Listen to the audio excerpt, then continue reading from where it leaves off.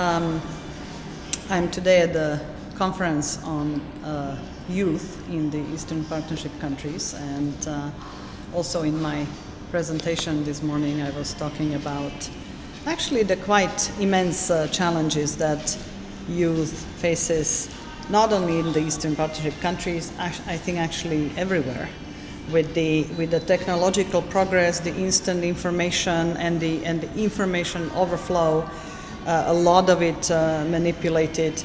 It's not easy for anyone to make sense of today's world that's riddled with a lot of problems, a lot of challenges, a lot of crises, from economic crises through refugee crises, through a war and frozen conflicts in a lot of the countries in the Eastern Partnership. So it's not an easy time.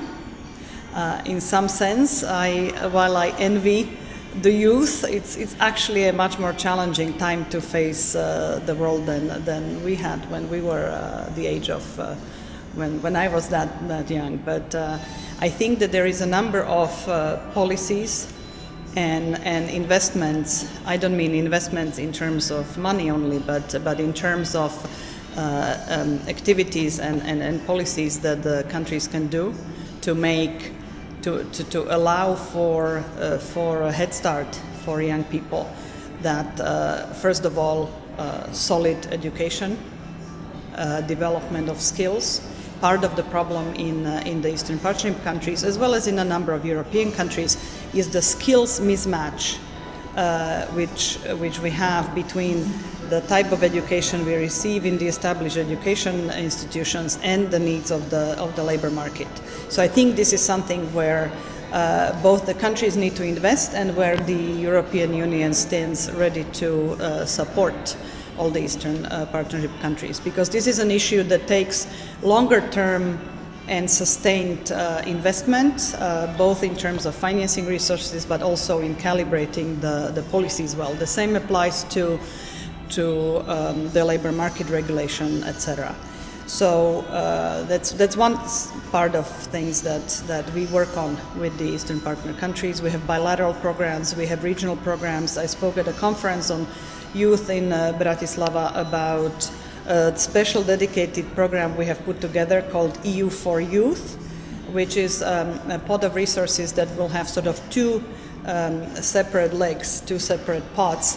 One is to support fellowship for civil society leaders, entrepreneurs, leaders, activists, etc. The second leg is to support employability of young people, both concrete schemes but also sort of types of policies that lead to higher employment of youth, which is unfortunately a big issue in the Eastern Partnership region. In Armenia, there is youth unemployment of 37%, in Georgia 30%. So these are figures that do need a sustained and well thought out set of policies, and we are ready to stand behind the governments to support them. But that's only one side of things. The other side is that the EU has traditionally and will continue to support civil society organizations.